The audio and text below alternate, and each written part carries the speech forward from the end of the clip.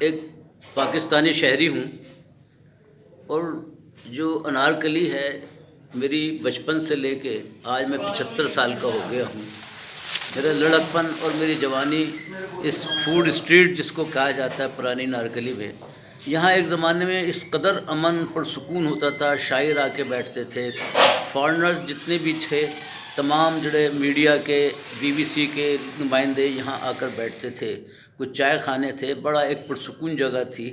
لیکن میں اب یہ سوچتا ہوں کہ یہ فوڈ اسٹریٹ کو کیا جنگل بنا دیا گیا ہے. اس کو انکروچمنٹ اس قدر ہے کہ وہاں پیدل چلنا دشوار ہے، آپ پیدل گزر ہی نہیں سکتے. وہاں موٹر گاڑیاں، کاریں، چھابے اور ریڑیاں اس قدر ہیں. اور وہاں میں نے کچھ لوگوں سے یہ پوچھا کہ بھئی یار اس کو کنٹرول کیوں نہیں کیا جاتا، تو انہوں نے یہ کہا کہ جی جناب ہم کیسے. کچھ لوگوں نے کہا ہمارا نام نہ لیجئے تو ہم آپ کو بتاتے ہیں. انہوں نے کہا جی 200-300 روپے سے لے کے 2000 روپے تک جو پیچھے دکاندار ہیں، ہوٹلز ہیں، ان کو بھتہ دیا جاتا ہے.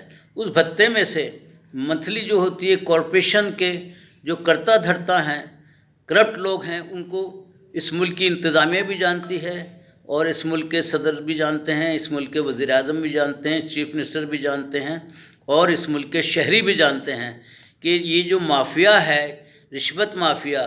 آپ یہ دیکھیں کارپوریشن لاہور کہ جو کرتا دھرتا جو انتظامیہ ہے، جو اس کا چیف ہے، وہ میں نے سنا ہے کہ کروڑ پتی نہیں ارب پتی ہے وہ شخص. ارے بھائی وہ تو ایک کارپوریشن کا جو زیادہ سے زیادہ بڑا آفیسر، اس کی کتنی تنخواہ ہوتی ہے، تو ارب پتی کیسے بن سکتا ہے؟ میری شنیدہ نے میں نے تو اس کی شکل بھی نہیں دیکھی آج تک.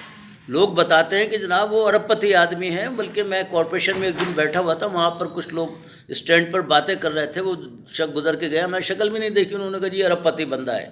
یہ جتنی بھی ریڑیاں لگتی ہیں لاہور کے اندر، جتنی بھی انکروچمنٹ ہوتی ہے، جتنے بھی قبضہ مافیا ہے، وہ سب بھتہ اس کو ملتا ہے اور یہ ارب پتی بن چکا ہے. لہٰذا اگر اسی طریقے سے یہ رہا تو یہ بھئی جو مدینہ کی مثال دی جاتی ہے، کیا مدینہ میں اس طریقے سے ہوتا ہے؟ مدینہ کے اندر رشوت لی جاتی ہے، مدینہ کے اندر انکروچمنٹ ہوتی ہے، مدینہ کے اندر گندگی ہوتی ہے. نعوذ باللہ، توبہ. یہ مثال نہ دے وزیر اعظم جو ہے کہ مدینہ کی یہ ریفلیکشن ہے پاکستان. مجھے تو شرم آتی ہے کہتے ہوئے کہ میں لاہور میں رہتا ہوں. لاہور ایک خوبصورت، ایک ویل کلچر شہر تھا، جہاں علم و ادب کا گہوارہ تھا. یہ آج اس شہر کی حالت یہ ہے، ایک جنگل معلوم ہوتا ہے. یہاں پر کوئی نظم و ضبط نہیں ہے، ٹریفک نہیں ہے، جگہ جگہ. میں نے سنا ہے کہ 6 لاکھ ریڑیاں لگی ہوئی ہیں لاہور شہر کے اندر. 6 لاکھ ریڑیاں. ریڑیوں کے علاوہ انکروچمنٹ ہر جگہ. پیدل چلنے کی جگہ جو ہوتی ہے، آپ مجھے کوئی بتا دے پیدل چل کے کسی بھی جگہ پہ جو شارع ایک عوام کے واسطے ہوتی ہے. جو سڑکیں بنی ہوئی ہیں وہ گاڑی والوں کے لیے بنی ہوئی ہیں اور عوام پیدل نہیں چل سکتے. جتنا بھی عذاب آتا ہے ایک عوام کے اوپر آتا ہے، غریب عوام کے اوپر آتا ہے. غریب عوام کے پاس تو گاڑی بھی نہیں ہے، سائیکل بھی نہیں ہے، موٹر سائیکل بھی نہیں، پیدل چلتا ہے. پیدل چلنے والے کا عالم یہ ہے کہ جس کا 10 منٹ کا راستہ ہے، اس نے اپنے گھر جانا ہے، اپنے بچوں کو اسکول سے لینا ہے، تو اس کو 1-1.5-2 گھنٹے لگ جاتے ہیں. تو وہ کاروبار کیسے کرے گا؟ اپنی ڈیوٹی پہ کیسے جائے گا؟ کم از کم اس ملک کے جو کرتا دھرتا پلاننگ کرنے والے ہیں وہ کچھ سوچیں. اگر نہیں سوچتے تو پھر یہ ہمیشہ کے لیے جنگل ہی رہے گا یہ ملک، اور جنگل بن جائے گا. جنگل بن چکا ہے، بن کیا جائے گا؟ تو اب اگر اس کو آپ نے اس پہ کنٹرول نہ کیا، اس کی آبادی کے اوپر، اس کے اوپر، تو اس سے زیادہ برا حال ہو جائے گا. ٹھیک ہے، ابھی تو ابتدا ہے. میں پورے لاہور کے لیے میں نے بیڑا اٹھایا ہے کہ میں پورے لاہور میں جو انکروچمنٹ ہے، اگر میں تو دکھاتا رہوں گا یہ شکل تمہاری شکل جو صورت بگڑا ہوا ہے تمہارا چہرہ انتظامیہ کا، وہ انتظامیہ جو ہے اس چیز کو خود دیکھے گی. یہ اس کا بگڑا ہوا چہرہ ہے، یہ آئینہ ہے جو میں دکھا رہا ہوں ان کو، جو اس ملک کے دعوے دار بنے ہوئے کہ ہم نے یہ کر دیا. اور چیف منسٹر صاحب سے بھی میں گزارش کروں گا، ادھر بھی توجہ دیں. چیف منسٹر صاحب، آپ تو جہاں کے رہنے والے ہیں، آپ تو پرسکون جگہ کے رہنے والے ہیں، آپ کبھی اس گلی میں آئیں. آج میں ان سے بھی کہتا ہوں، جناب وزیر اعظم سے بھی، ذرا پرانی نارکلی آئیں، ذرا اچھرے جائیں، ذرا کرشن نگر جائیں، ان بستیوں میں پھریں نا، آپ کو پتہ لگے. آپ تو پروٹوکول کے اندر گزر جاتے ہیں، آپ کو نہیں پتہ کہ عوام کی حالت کیا ہے.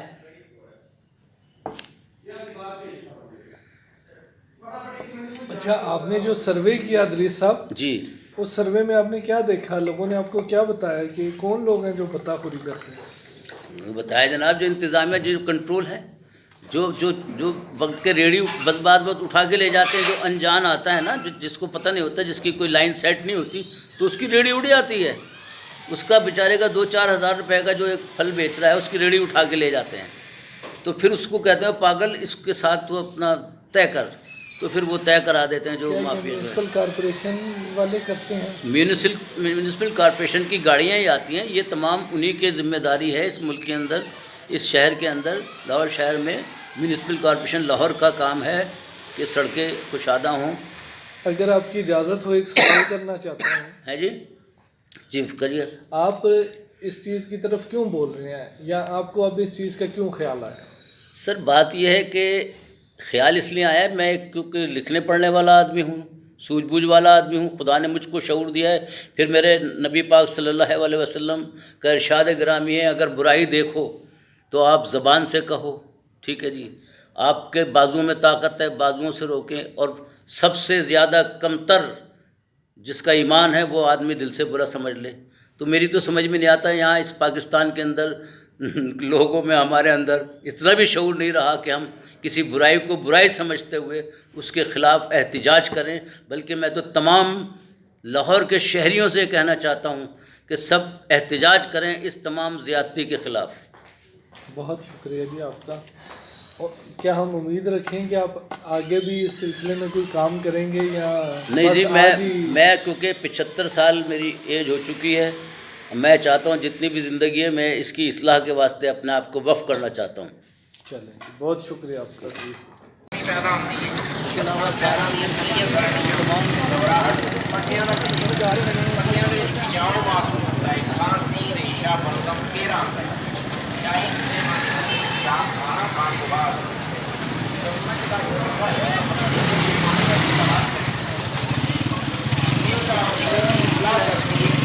چلتے جاؤ، چلتے جاؤ۔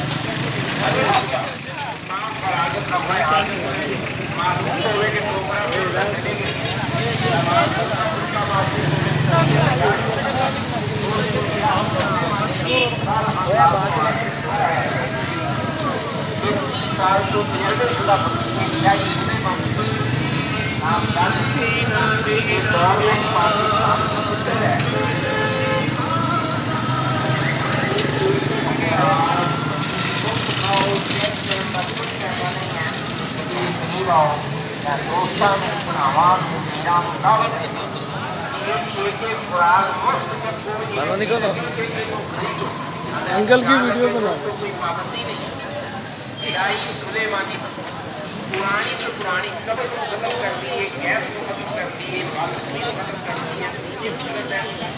وارث بہترین ہے، وارث عوام کھا رہی ہے، وارث۔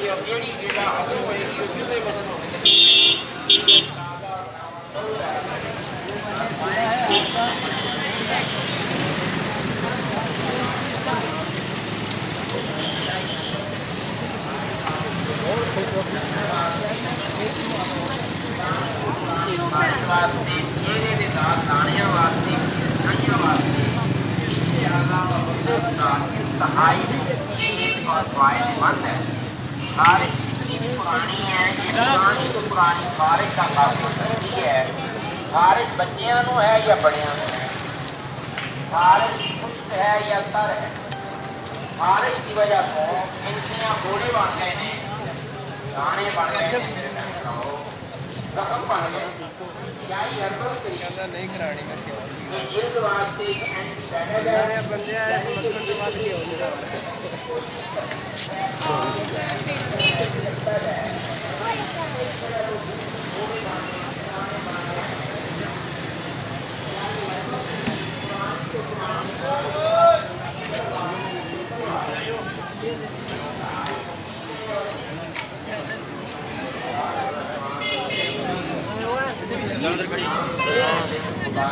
نام ہوتا ہے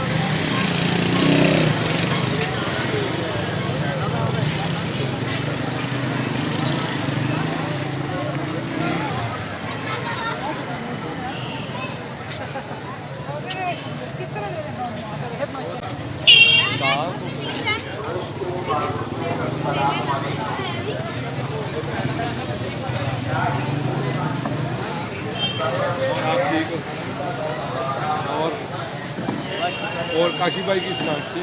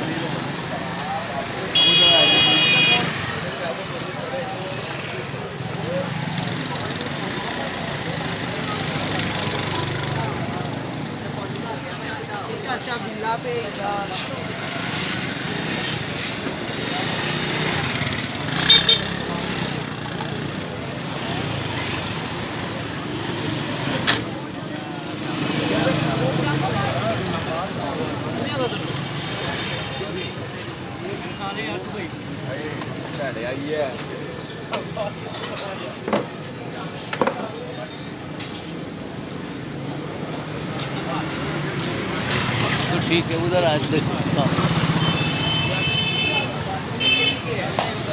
ऑफिस का जो है ना जगह